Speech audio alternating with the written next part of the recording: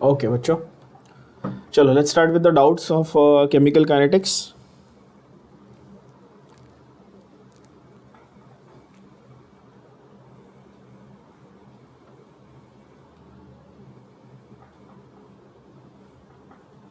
We'll take it section wise as usual.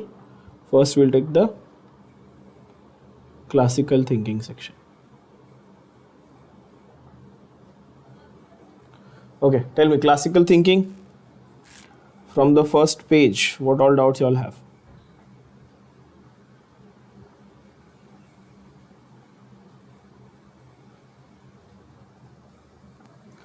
First doubt is question number 8, right? On page 2 of your classical thinking.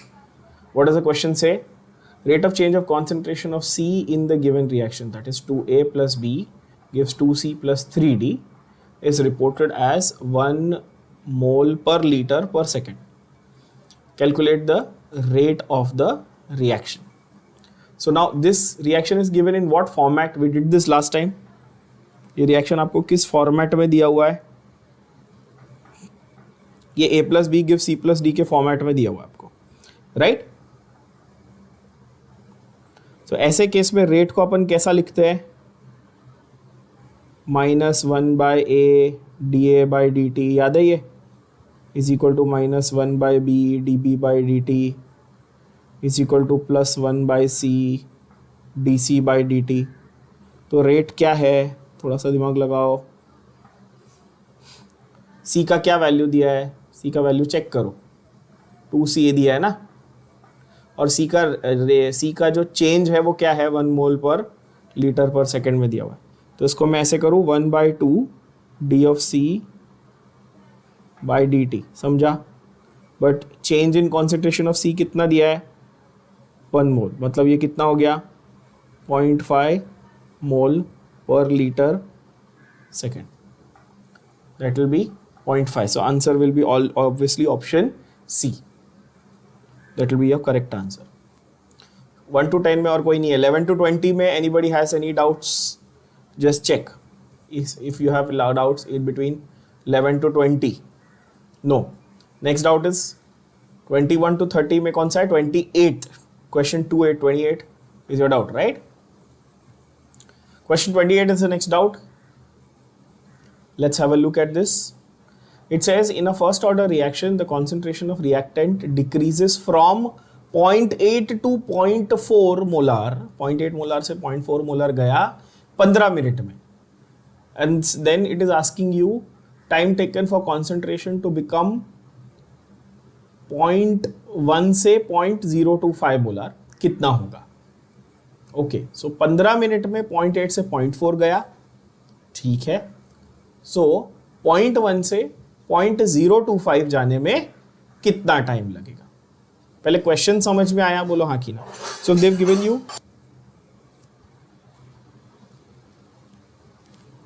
Check, they've given you basically 2 cases. Case 1 में वो बोलता है कि 0.8 से 0.4 गया इन 15 minutes. Case 2 में वो बोलता है 0.1 से 0.025 गया in how many minutes. Question simplify हो गया, क्वेश्चन समझ में आ गया. और दूसरा उसने इंफॉर्मेशन क्या दिया आपको? उसने बोला ये फर्स्ट ऑर्डर रिएक्शन है. सबको दिख रहा है यहाँ पे? फर्स्ट ऑर्डर रिएक्शन का आपको K का वैल्यू ढूंढना है. K का वैल्यू क्या है? K के लिए वैल्यू क्या थी? हमारी इक्वेशन क्या था? 2.303 bye T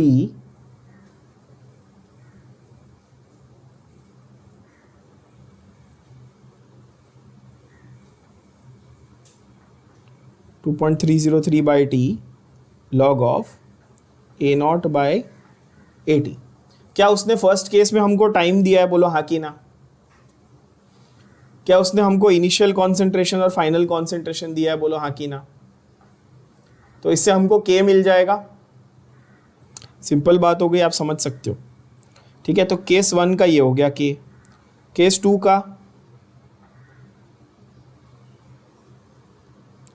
2.303 upon T log of a naught by a T.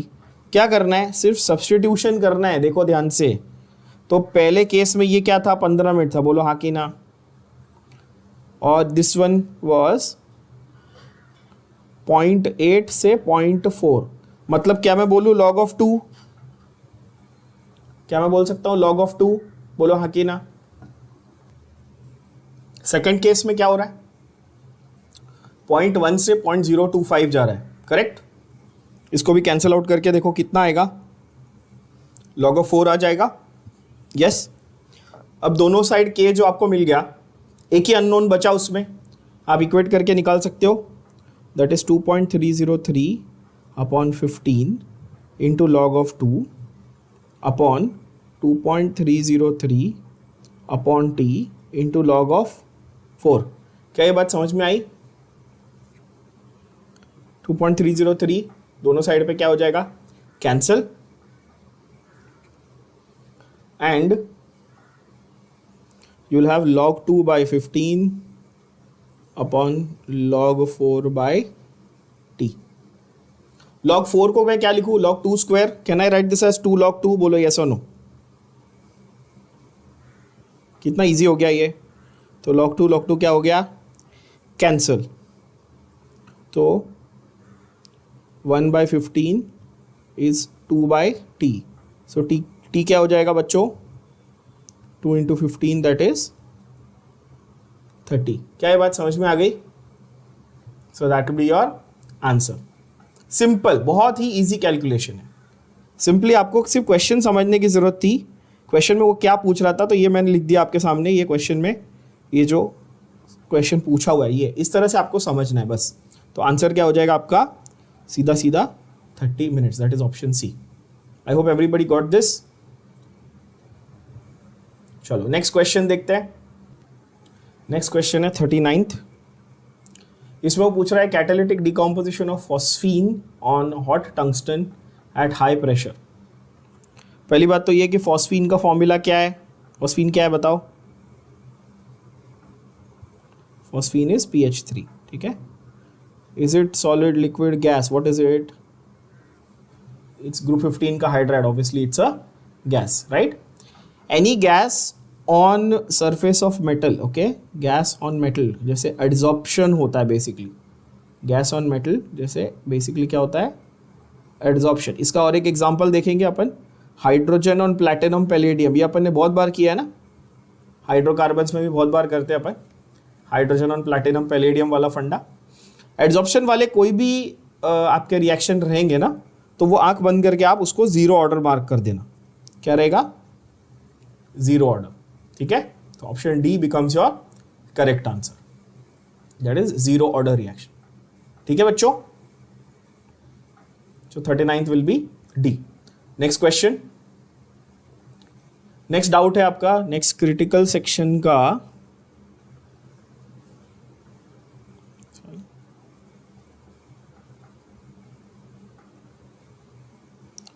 Critical thinking section का क्वेश्चन नंबर 7 आपके स्क्रीन पे है, आप देख सकते हो।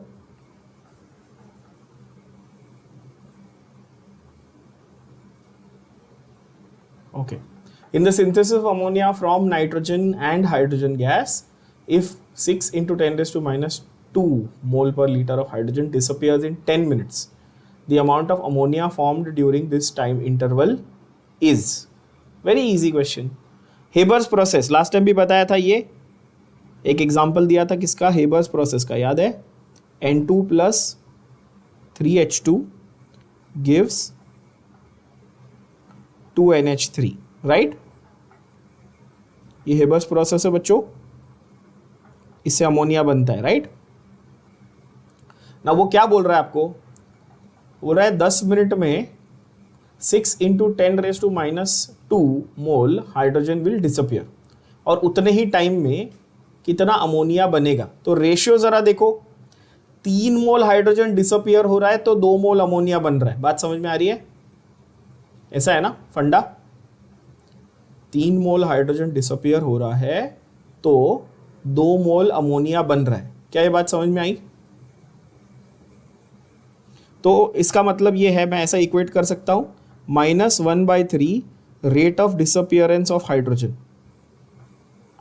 इन 10 मिनट्स इज द सेम, और टाइम तो सेम ही है ना, dt जो मेरा इंटरवल है, टाइम इंटरवल सेम दिया है कि नहीं दिया क्वेश्चन में, सेम दिया, उसने बोला है, देखो पढ़ो फिर से क्वेश्चन को, सेम टाइम इंटरवल बोला है ना, तो मैं 10 लिखूँ या नहीं लिखूँ बॉटम में क्या फ़र्क पड़ता है, कैंसल आउट ही होगा, और ये क्या होगा प्लस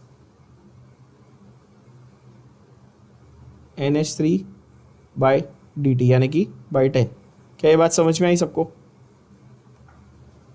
क्या होने वाला है, देखो 10 और 10 कैंसिल हो जाएगा, प्लस और माइनस साइन यहाँ पर इरेलीवेंट हो जाएगा, क्यों? क्योंकि माइनस साइन शोज की कॉन्सेंट्रेशन कम हो रही है, प्लस साइन शोज की कॉन्सेंट्रेशन बढ़ रही है, पर यहाँ पर मुझे उसने सिर्फ वैल्यू पूछी। तो डी ऑफ हाइड्रोजन कितना दिया, डी ऑफ हाइड्रोजन तुमको 1/3 of 6 into 10⁻² is equal to half of change of NH3, बोलो हाँ कि ना? तो ये कितना हो गया, 2/3 into 6 into 10⁻², इतना है डी ऑफ NH3। क्या ये बात समझ में आई बच्चों? तो 3 2 6, तो कितना आएगा answer, option C, that is 4 into 10⁻²। बहुत इजी क्वेश्चन, राइट? ये पहला वाला जो इक्वेशन हमने लास्ट लेक्चर में किया था, बहुत ही बेसिक वाला, वो अप्लाई हो रहा है, तो अगेन इसका आंसर आ जाएगा ऑप्शन सी, क्रिटिकल का नंबर 7, राइट? चलो नेक्स्ट क्वेश्चन देखते हैं। चलो नेक्स्ट क्वेश्चन देखेंगे, अच्छा क्वेश्चन है, बड़ा क्वेश्चन है, 25th क्रिटिकल सेक्शन का, क्रिटिकल थिंकिंग सेक्शन का question 25। Substance A decomposes in the solution and follows first order kinetics. तो पहली बात तो ये पता चल गया कि भाई फर्स्ट ऑर्डर का रिएक्शन है, ये तो उसने क्लियरली आपको बोल दिया क्वेश्चन में, ठीक है। दो अलग अलग फ्लास्क दिए हैं आपको, फ्लास्क 1 में 1 मोलार सॉल्यूशन है, फ्लास्क 2 में 0.6 मोलार सॉल्यूशन है। 8 घंटे के बाद फ्लास्क 1 का 1 मोलार से 0.25 मोलार हो गया, मतलब कितना हुआ, 1/4 हो गया, राइट? 1/4 हो गया। और फ्लास्क 2 का 0.3 मोलार पहुंचाना है, you have to reach 0.3 molar in flask 2, how much time will be required? This is the same question, अभी थोड़ी देर पहले हमने किया ना ये वाला क्वेश्चन, सेम तो हुआ। देखो ध्यान से क्वेश्चन को पढ़ो, अभी केस 1 केस 2 नहीं मिला, फ्लास्क 1 फ्लास्क 2 कर दो, इसको करके देखो। फ्लास्क 1 में 1 मोलार से 0.2 मोलार गया, 0.25 मोलार गया 8 घंटे में। फ्लास्क 2 में 0.6 से 0.3 गया, कितने टाइम में? सेम टू सेम क्वेश्चन तो हुआ। चलो आप लोग सॉल्व करके देखो पहले। अगर आपको इसको लंबे मेथड से नहीं करना है, इक्वेट नहीं करना है, तो थोड़ा सा कॉमन सेंस यूज करके शॉर्टकट मेथड से करो। First of all, it's the same substance following the same kinetics. Yes, a substance है और काइनेटिक्स भी, यानी कि दोनों फर्स्ट ऑर्डर का ही रिएक्शन है, तो के मतलब कि रिएक्शन कांस्टेंट की वैल्यू, रेट कांस्टेंट की वैल्यू सेम है, ठीक है? तो थोड़ा सा बुद्धि लगाओ, थोड़ा सा दिमाग लगाओ। अगर 1 से 2.5 जाने के लिए, देखो 1 से 2.5 यानी कि 1/4 होने के लिए 8 घंटा लग रहा है, तो हाफ होने के लिए कितना लगेगा भाई? 4 घंटा ही लगेगा ना यार। मतलब बेसिक लॉजिक से क्वेश्चन 3 सेकंड में सॉल्व होता है, ठीक है? Without even calculation, basic logic से क्वेश्चन 3 सेकंड में सॉल्व हो जाता है। आंसर क्या आएगा आपका? 4 आवर्स आ जाएगा। समझे कि नहीं समझे? अगर 1/4 करने के लिए 8 घंटे लग रहे हैं, तो हाफ करने के लिए 4 घंटा लगेगा, सीधी बात है, ठीक है? बहुत ही इजी क्वेश्चन। चलो नेक्स्ट डाउट बताओ, नेक्स्ट क्वेश्चन क्या है देखते हैं। नेक्स्ट डाउट है question 44 of critical thinking section. यहां तो बहुत ही इजी हो गया। ये बोल रहा है, ये रिएक्शन दिया है डायज़ोनियम, डायज़ोनियम सॉल्ट देख के कंफ्यूज होने की जरूरत नहीं है। ये रिएक्शन में नाइट्रोजन का evolution becomes 2 times faster when concentration of salt is double. मतलब कि इनिशियल कॉन्सेंट्रेशन को डबल किया तो प्रोडक्ट की कॉन्सेंट्रेशन भी डबल हो रही है। समझा क्या वो बोल रहा है? रिएक्टेंट की कॉन्सेंट्रेशन को डबल किया तो प्रोडक्ट रिलीज यानी कि नाइट्रोजन की रिलीज भी डबल हो रही है। So if reactants are double, products are also doubling. Means what order is it? Obviously 1:1 ratio में हुआ ना, ये डबल किया, ये भी डबल हुआ.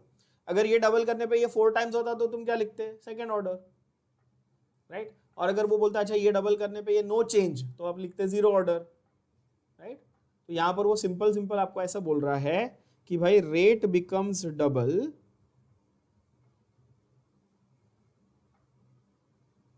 व्हेन इनिशियल कॉन्सेंट्रेशन, यानी कि व्हेन इनिशियल कॉन्सेंट्रेशन यानी कि is doubled. Simple. Hence first order reaction. काफी सिंपल क्वेश्चन. ये तो डेफिनेशन हो गया फर्स्ट ऑर्डर, राइट. चलो नेक्स्ट देखते हैं.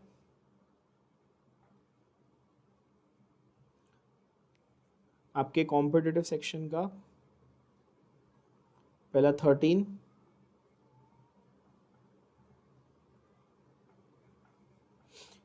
के ऑप्शंस बताना. ऑप्शन सी क्या है देखते हैं. ऑप्शन सी दिया है D C by D T is K into A और B square, right. And option D दिया है D C by D T is K into concentration of A. ठीक है. ये जेई मेंस 2014 का क्वेश्चन है जो आपको यहाँ पे दिया हुआ है. कॉम्पिटिटिव सिंकिंग का सेक्शन का क्वेश्चन 13. इसमें सिर्फ एक चीज के ऊपर ध्यान देना कि टेबल के ऊपर ये दिया है वैल्यूज. अगर A is 0.1, B is 0.1, then the rate of formation of C यानी प्रोडक्ट का formation was 1.2. Now I am doubling the value of B. इसको आपने डबल किया, 2 टाइम्स कर दिया, पर रेट में कोई डिफरेंस नहीं आया. रेट में कोई डिफरेंस नहीं आया. 1.2 का 1.2 ही रहा. What does this show? That B के रिस्पेक्ट में क्या होगा बच्चों?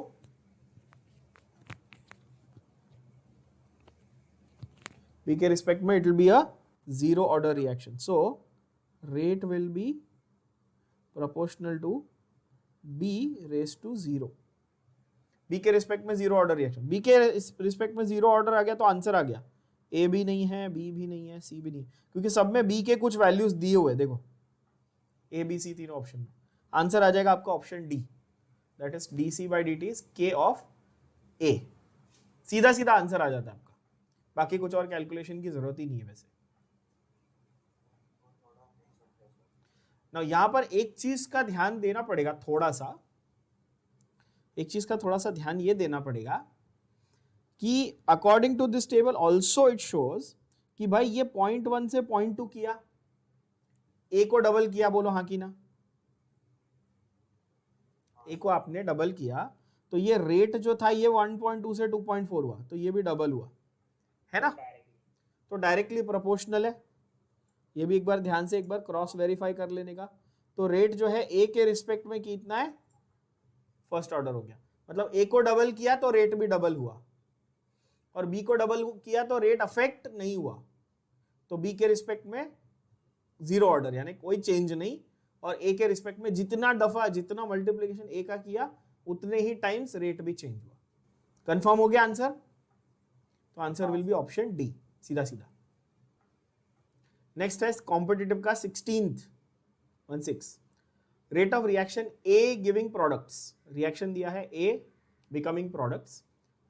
If the initial concentration was 3.24 into 10⁻² molar, यही सेम अगर हम लोग रेट देखते हैं at another initial concentration that is 1.2 into 10⁻³ molar, तब उसका रेट इज 9 टाइम्स. ठीक है. सेकेंड केस में the rate is 9 times. What is the order of the reaction? That is what they have asked you. ठीक है. So let's try and understand what they have given you as the question. पहले question को समझो. वो आपको again फिर से वही केस 1 केस 2 दे रहा है.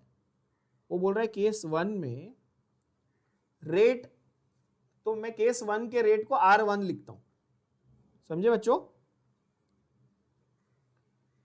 केस 1 के रेट को मैं R1 लिखता हूं, तो वो बोल रहा है कि boss rate will be equal to some concentration. What is the value of the concentration? Check. 3.24 into 10 raised to minus 2 raised to something. I don't know the order.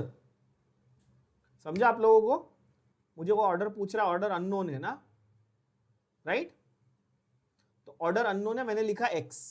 तो rate is proportional to concentration raise to x. ये clear हुआ?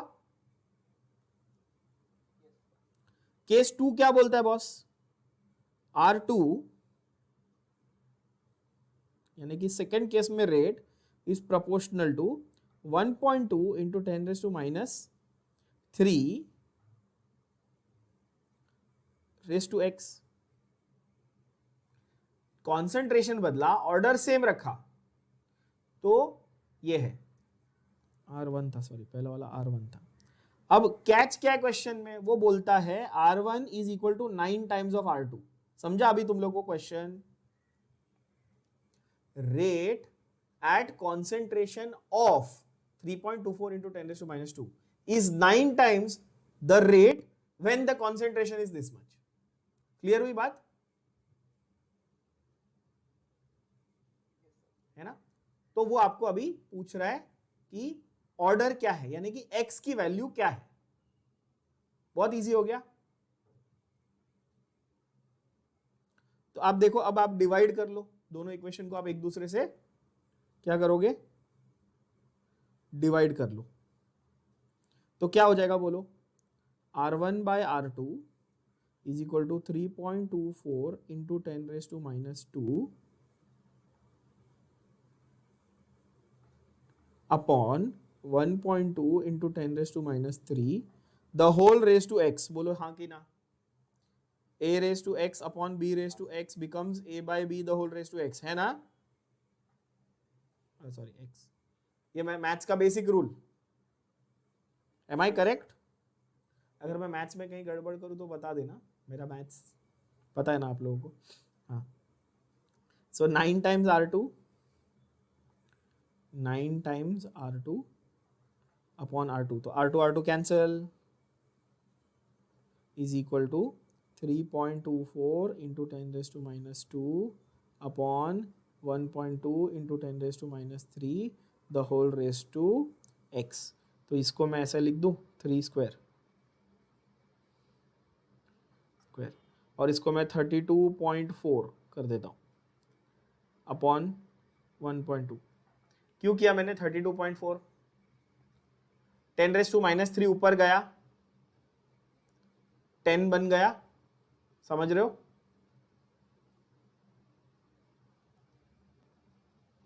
Ten raise to minus 3 जो है वो ऊपर गया, 10 बन गया.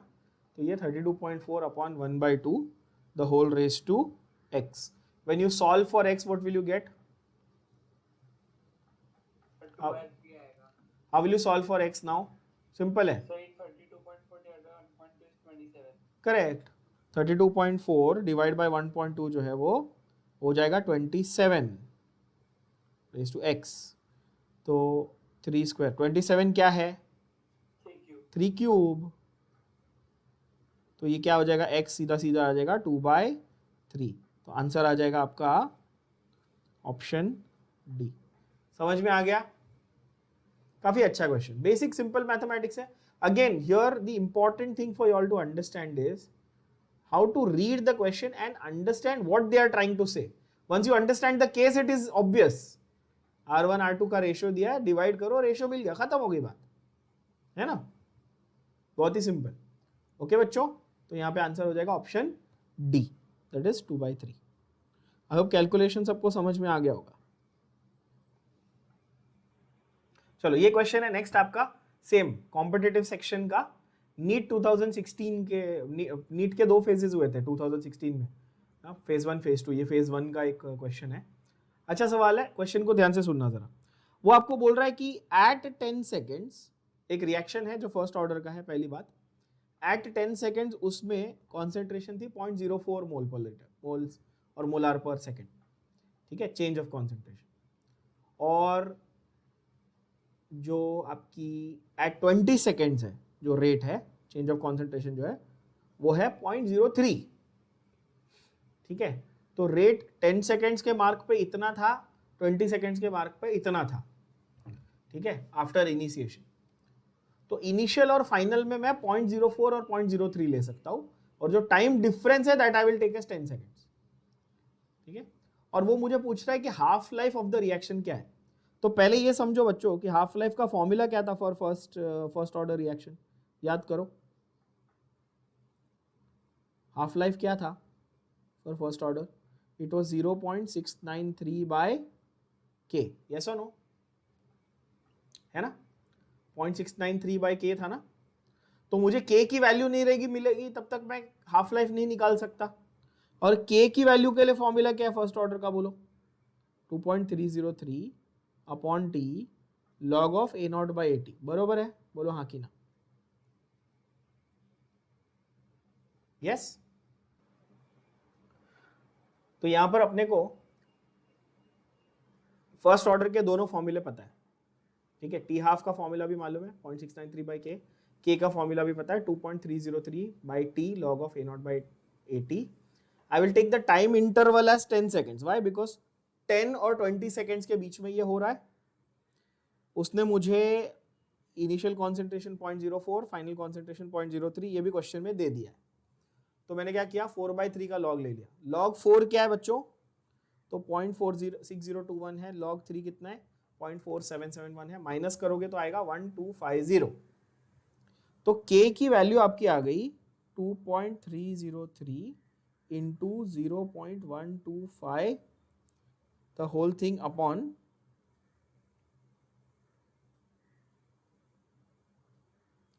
10। कैलकुलेशन करने की जरूरत नहीं, इसको एज इट इज रख दो। अभी टी हाफ में इसको सब्सटीट्यूट कर दो। अभी 0.693 है, बट वो 0.693 कैसे आया था ये भी पिछले लेक्चर में बताया था, याद है? कैसे आता है 0.693? वो एक्चुअली 2.303 इंटू 0.3010, याद है ये? याद नहीं है तो नोट कर लो। 0.693 कैसे आया था हाफ लाइफ के लिए? 2.303 इंटू लॉग 2 था वो, क्योंकि हाफ करते हैं ना अपन कॉन्सेंट्रेशन को, तो लॉग 2 ऊपर जाता है, ठीक है। तो ऐसे निकाला था वो वैल्यू। ये क्यों रखा? क्योंकि डिवाइड बाय के करना है। तो के क्या था? 2.303 इंटू 0.125, ठीक है, द होल थिंग अपॉन 10, मतलब ये इधर 10 आ गया। सबको ये कैलकुलेशन समझ में आ गई? I hope so. बहुत सिंपल है। तो ये कैंसिल हो जाएगा, ऐसे इसलिए रखा। 0.693 को मैंने स्प्लिट किया 2.303 और 0.3010 में, बिकॉज वो 2.303 क्या होगा? कैंसिल हो जाएगा, ठीक है बच्चों। तो टी हाफ की वैल्यू क्या आ गई? टी हाफ की वैल्यू आ गई 3.01 अपॉन 0.125। क्या ये क्लियर हुआ? अच्छा, 0.125 क्या है? 1/8 होता है। 1/4 इज 0.25, 1/8 इज 0.125। बोलो हाँ कि ना। इतना बेसिक मैथमेटिक्स आपको आना चाहिए। 3.01 डिवाइड बाय 1/8, मतलब इसको मैं ऐसा कर दूं 3.01 इंटू 8, मतलब कितना हो गया? 24.01। That is option number, can you see that? Option number C is your correct answer. Yes बच्चों,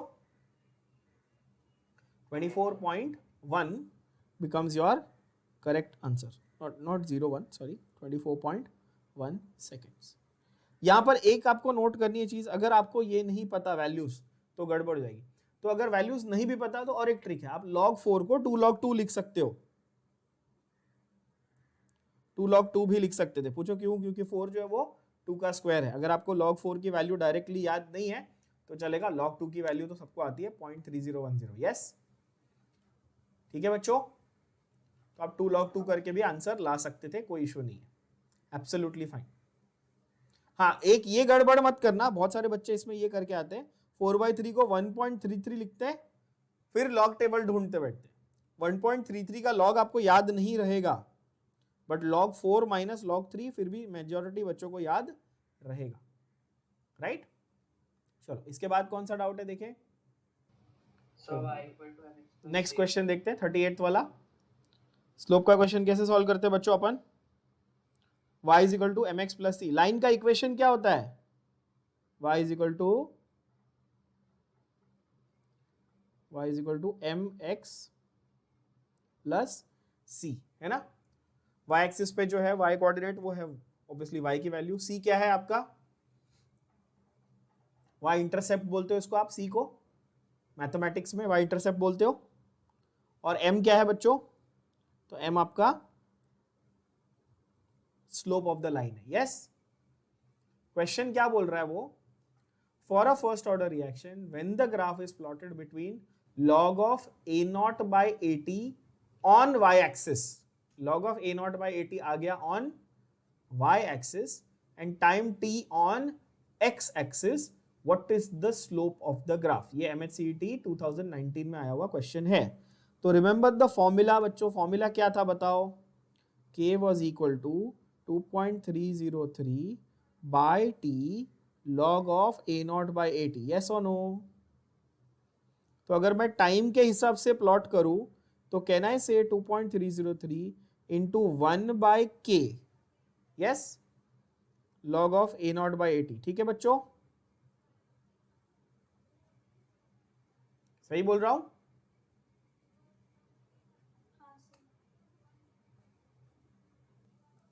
तो बच्चों उन्होंने क्वेश्चन में आपको बहुत ही क्लैरिटी के साथ दिया हुआ है, टेंशन नहीं लेना है। क्लैरिटी के साथ क्या दिया है देखो, उन्होंने बोला है log of a naught by 80 कहां पे है? y एक्सिस पे। क्लियर बोला है, मतलब आपकी y की वैल्यू जो है ना वहां पे आपको log of a naught by 80 लिखना है। तो इस इक्वेशन को आप y is equal to m x plus c के फॉर्मेट में कैसा लिखोगे, बस इतना सिंपल समझना है। तो ऐसे लिखोगे ना, log of a naught by 80 is equal to k upon 2.303 into t plus c. Clear हुई बात? Where now correlate, see this becomes y, this becomes m, this becomes x and y intercept अगर आप 0 seconds पे चालू कर रहे हो तो y इंटरसेप्ट 0 है आपका, ये 0 है, पासिंग थ्रू ओरिजिन है, समझा? पासिंग थ्रू ओरिजिन होता है तो c की वैल्यू 0 होती है। आप लोग मेरे से अच्छा मैथ्स जानते हो, मेरे को तो मैथ्स नहीं आता, बट सही बोल रहा हूं कि गलत बोल रहा हूं? लाइन पासिंग थ्रू ओरिजिन होती है तो c की वैल्यू क्या होती है बच्चों? 0, बरोबर बोल रहा हूं?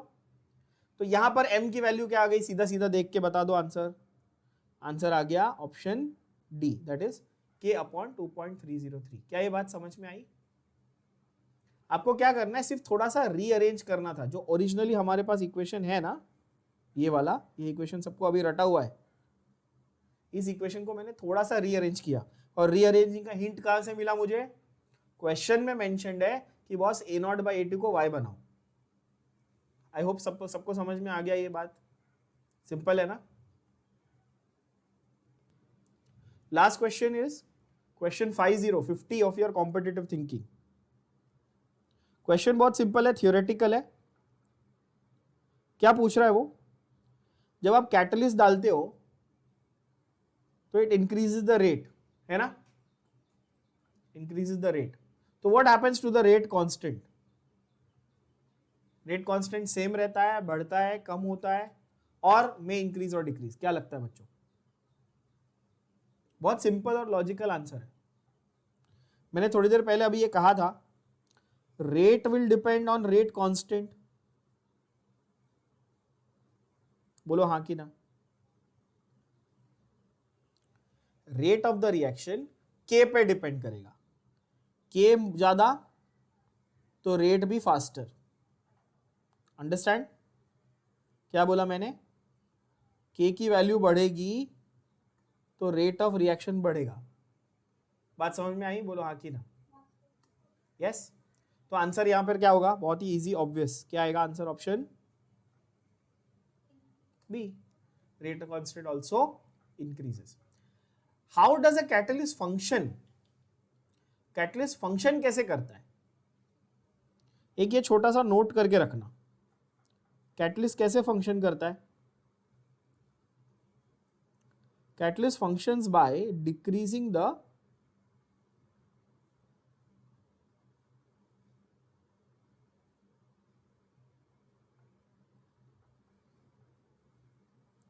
Decreasing the activation energy. क्या करता है वो? एक्टिवेशन एनर्जी को कम कर देता है। ये अब जो पिछले लेक्चर में मैंने एक ग्राफ बना के दिखाया था आप लोगों को, याद होगा, जहां पर हमने एक बेल कर्व ग्राफ बनाया था, याद है? सपोज एक बेल कर्व हम लोगों ने देखा, ठीक है, और ये बेल कर्व में अगर वो बोलता है आपको कि ये आपका प्रोडक्ट्स का लाइन है, सॉरी ये आपका रिएक्टेंट्स का लाइन है और ये प्रोडक्ट्स का लाइन है, ठीक है। सो रिएक्टेंट से स्टार्ट करके हाईएस्ट पॉइंट तक जाने की जो एनर्जी उसको अपन क्या बोलते हैं बच्चों? उसको अपन क्या बोलते हैं? उसको अपन, ये SN1 SN2 में भी सिखाया मैंने आप लोगों को, इसको अपन बोलते हैं एक्टिवेशन एनर्जी। क्या बोलते हैं? Activation energy.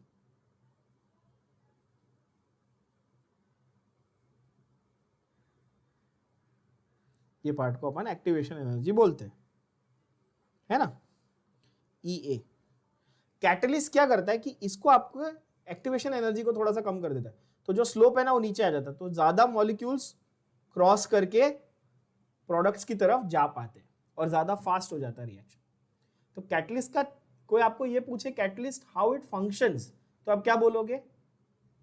It functions by decreasing the activation energy, ठीक है। And what is the result of the catalyst का फंक्शन? एक्टिवेशन एनर्जी कम होने से क्या होता है? रेट कांस्टेंट भी बढ़ता है और रेट भी बढ़ता है, ठीक है बच्चों। तो आंसर हो जाएगा ऑप्शन बी, यानी कि बॉम्बे। तो I think that finishes of everything about chemical kinetics. Yes, so we've done all the questions, synopsis, and I have put everything in this one PDF. Okay, you can see जो सारे questions मैंने आपको पिछले lecture में करवाए थे, एक एक question solve किया था हमने, all those questions are here, each and every one you can see with their solutions and the entire list of formula and synopsis, right? And all the doubts that we took today, ये सारे मैंने एक PDF में डाल दिए, तो आप उसको सिर्फ रेफर करो। आपके लिए सिर्फ इतना भी करोगे जितना हमने यहां पे किया है, that is more than enough for completing the entire topic. Is that clear? Yes, okay.